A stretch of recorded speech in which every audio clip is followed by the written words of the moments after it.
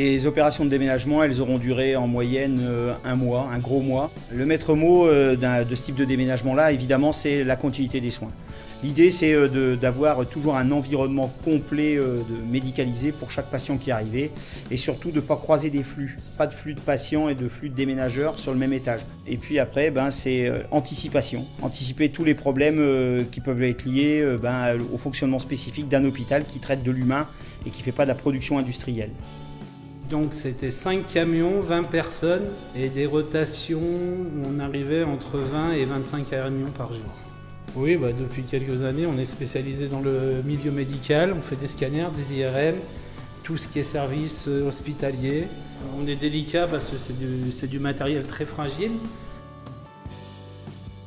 On peut dire qu'il y a eu 2 phases principales, donc l'installation du matériel et de l'immobilier sur site, qui nous permet, nous, de transférer nos patients dans toutes les conditions de sécurité.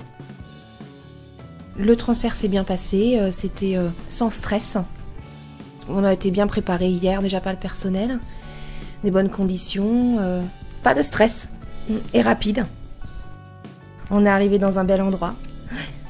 Bah oui, c'est coloré, c'est joli, c'est accueillant.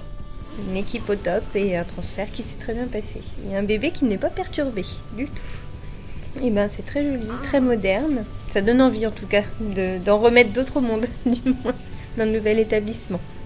On a pu compter sur des équipes absolument formidables qui ont vraiment travaillé d'arrache-pied depuis des semaines en termes de préparation et puis depuis quelques jours maintenant en termes d'appropriation, de rangement des différents services. Du coup, on redécouvre tous les locaux, on prend nos marques au fur et à mesure et on sent que la suite va être agréable. Et c'est vrai que ça fait plaisir d'arriver dans des locaux neufs, même si on avait déjà vu via les visites auparavant. Là, on prend vraiment possession des lieux, quoi. Dans l'autre établissement, j'avais déjà fait plusieurs années, donc c'était un petit peu difficile quand même. On s'habitue tout à petit, on découvre des choses tous les jours, quoi.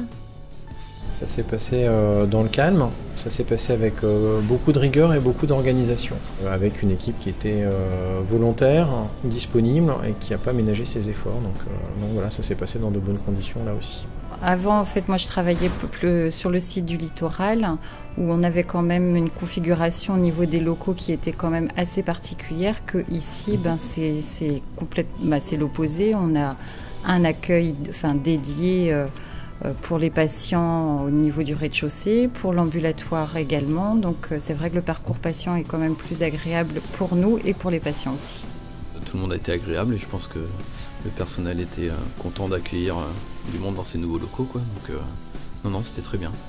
On a vécu une aventure formidable, d'une part dans la construction de ce bâtiment. Ce que l'on a systématiquement tenu comme discours, c'était que l'on puisse tenir la promesse à l'intérieur. Cette promesse, c'est avant tout d'accueillir nos patients dans les meilleures conditions, avec le plus d'humanité possible, de se rendre le plus disponible pour eux, pour qu'ils puissent être pris en charge de manière extrêmement rassurante.